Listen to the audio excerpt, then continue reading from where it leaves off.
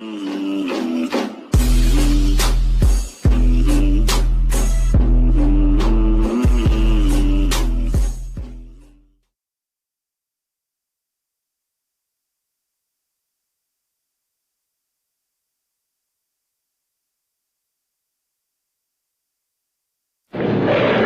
estimons que la dette s'analyse d'abord de par ses origines.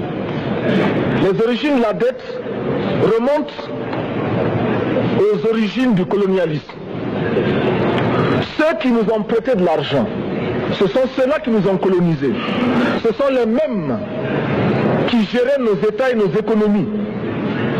Ce sont les colonisateurs qui endettaient l'Afrique auprès des bailleurs de fonds, leurs frères et cousins. Nous étions étrangers à cette dette. Nous ne pouvions donc pas la payer. La dette, c'est encore le néocolonialisme où les colonisateurs se sont transformés en assistants techniques. En fait, nous devrions dire qu'ils se sont transformés en assassins techniques. Et ce sont eux qui nous ont proposé des sources de financement, des bailleurs de fonds internes que l'on emploie chaque jour, comme s'il y avait des hommes dont le bâillement suffisait à créer le développement chez les autres. Ces bailleurs de fonds nous ont été conseillés, recommandés. On nous a présenté des montages financiers alléchants, des dossiers. Nous nous sommes endettés pour 50 ans, 60 ans, même plus. C'est-à-dire que l'on nous a amenés à compromettre le peuple pendant 50 ans et plus. Mais la dette, c'est sa forme actuelle. Contrôlée, dominée par l'impérialisme. Une reconquête savamment organisée pour que l'Afrique, sa croissance, son développement obéissent à des paliers, à des normes qui nous sont totalement étrangères, faisant en sorte que chacun de nous devienne l'esclave financier, c'est-à-dire l'esclave tout court, de ceux qui ont eu l'opportunité, la ruse, la fourberie de placer les fonds chez nous avec l'obligation de rembourser. On nous dit de rembourser la dette. Ce n'est pas une question morale. Ce n'est pas une question de ce prétendu honneur que de rembourser ou de ne pas rembourser. Monsieur le Président, nous avons écouté et applaudi le Premier ministre de Norvège lorsqu'elle est intervenue ici même. Elle a dit, elle qui est européenne, que toute la dette ne peut pas être remboursée. La dette ne peut pas être remboursée. La dette ne peut pas être remboursée parce que, d'abord, si nous ne payons pas, nos bailleurs de fonds ne mourront pas. Soyons-en sûrs. Par contre, si nous payons, c'est nous qui allons mourir. Soyons-en sûrs également. Ceux qui nous ont amenés, ceux qui nous ont conduits à l'endettement, ont joué comme dans un casino. Quand ils gagnaient, il y avait plein de débats. Maintenant qu'ils ont perdu au jeu, ils nous exigent le remboursement. Et l'on parle de crise. Non, Monsieur le Président, ils ont joué, ils ont perdu, c'est la règle du jeu. La vie continue.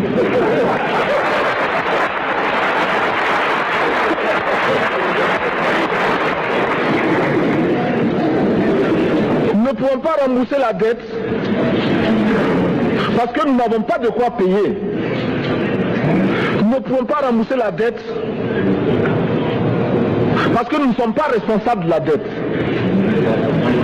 Nous ne pouvons pas payer la dette parce qu'au contraire les autres nous doivent ce que les plus grandes richesses ne pourront jamais payer, c'est-à-dire la dette de sang.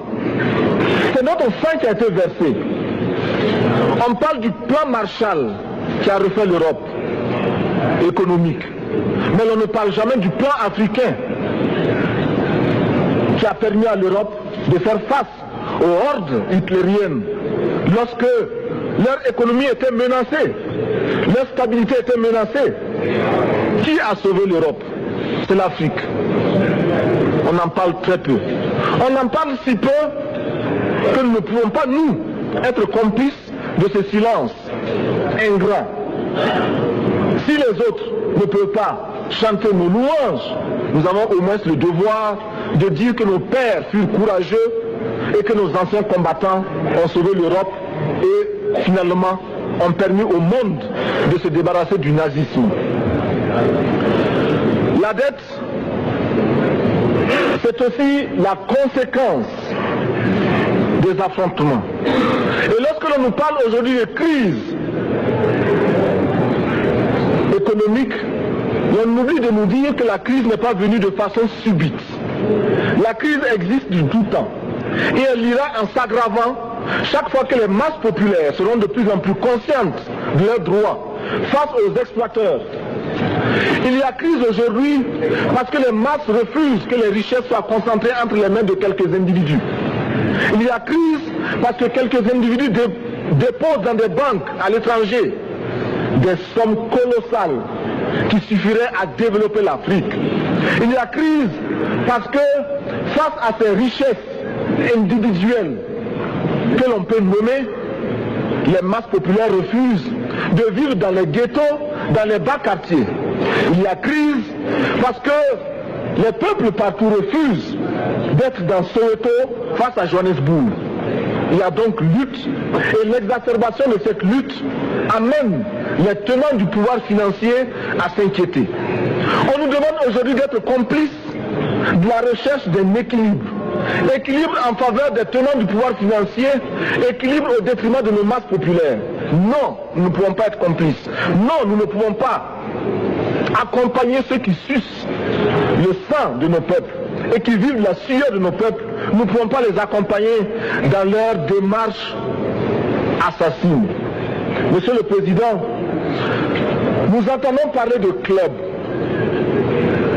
Club de Rome, club de Paris, club de partout. Nous entendons parler du groupe des 5, du groupe des 7, du groupe des 10, peut-être du groupe des 100, et que sais-je encore. Il est normal que nous créions notre club et notre groupe.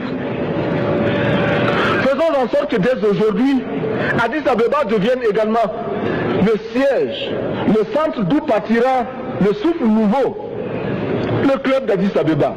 Nous avons le devoir aujourd'hui de créer le front uni d'Addis Abeba contre la dette. Ce n'est que de cette façon que nous pourrons dire aux autres, en refusant de payer la dette, nous ne venons pas dans une démarche belliqueuse. Au contraire, c'est dans une démarche fraternelle pour dire ce qui est. Du reste, les masses populaires en Europe ne sont pas opposées aux masses populaires en Afrique. Mais ceux qui veulent exploiter l'Afrique, ce sont les mêmes qui exploitent l'Europe. Nous avons un ennemi commun. Donc, notre club parti d'Addis Abeba devra également dire aux uns et aux autres que la dette ne saurait être payée. Et quand nous disons que la dette ne saurait être payée, ce n'est point que nous sommes contre la morale, la dignité, le respect de la parole. Parce que nous estimons que nous n'avons pas la même morale que les autres. Entre le riche et le pauvre, il n'y a pas la même morale. La Bible, le Coran, ne peut pas servir de la même manière celui qui exploite le peuple et celui qui est exploité. Il faudrait alors qu'il y ait 2 éditions de la Bible et 2 éditions du Coran.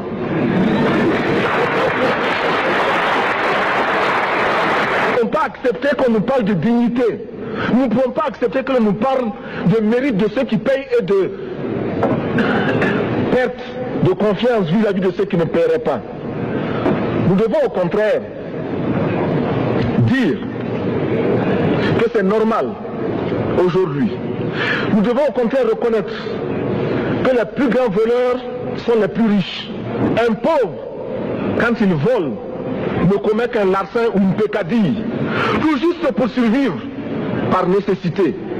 Les riches, ce sont eux qui volent le fisc, les douanes et qui exploitent le peuple. Monsieur le Président, ma proposition ne vise pas simplement à provoquer ou à faire du spectacle. je voudrais dire ce que chacun de nous pense et souhaite. Qui ici ne souhaite pas que la dette soit purement et simplement effacée?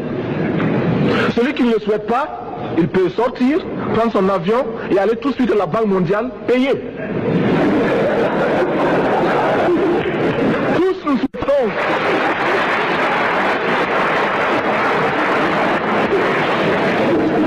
Ma proposition n'est pas non plus, je ne voudrais pas que l'on prenne la proposition du Burkina Faso comme celle qui viendrait de la part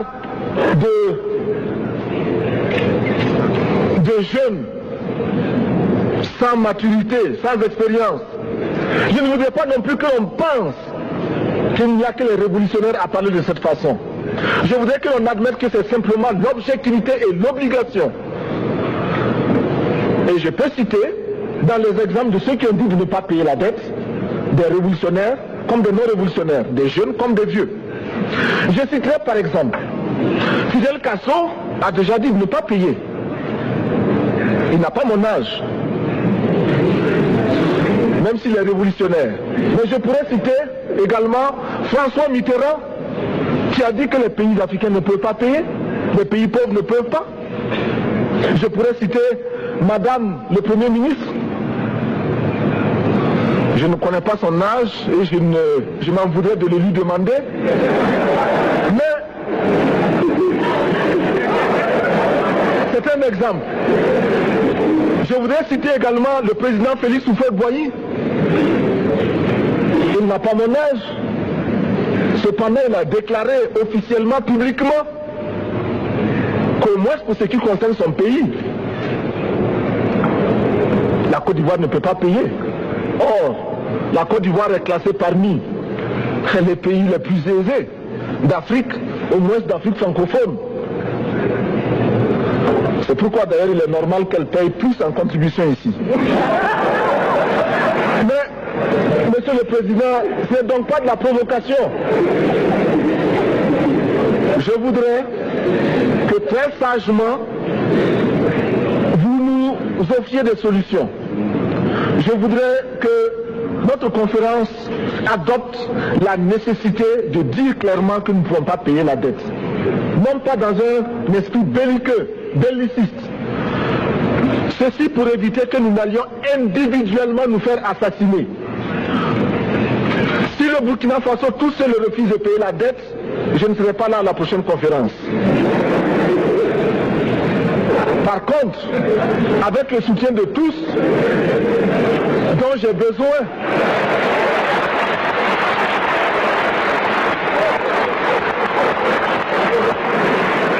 avec le soutien de tous, nous pourrons éviter de payer. Et en évitant de payer, nous pourrons à notre développement. Et je voudrais terminer en disant, chaque fois qu'un pays africain achète une arme, c'est contre un Africain. Ce n'est pas contre un Européen. Ce n'est pas contre un Asiatique. C'est contre un Africain. Par conséquent, nous devons également, dans la lancée de la résolution de la question de la dette, trouver une solution au problème de l'armement. Je suis militaire et je porte une arme. Mais Monsieur le Président, je voudrais que nous nous désarmions. Parce que moi, je porte l'unique arme que je possède et d'autres ont camouflé les armes qu'ils ont.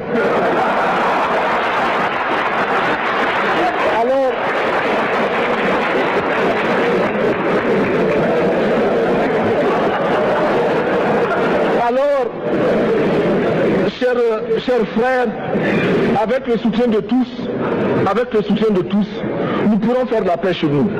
Nous pourrons également utiliser ces immenses potentialités pour développer l'Afrique, parce que notre sous-sol sont riches. Nous avons suffisamment de bras et nous avons un marché immense, très vaste, du nord au sud, de l'est à l'ouest. Nous avons suffisamment de capacités intellectuelles pour créer, ou tout au moins prendre la technologie et la science partout où nous pourrons les retrouver. Monsieur le Président, faisons en sorte que nous mettions au point ce front uni d'Addis Abeba contre la dette. Faisons en sorte que ce soit à partir d'Addis Abeba que nous décidions de limiter la course aux armements entre pays faibles et pauvres. Les gourdins et les coutelas que nous achetons sont inutiles.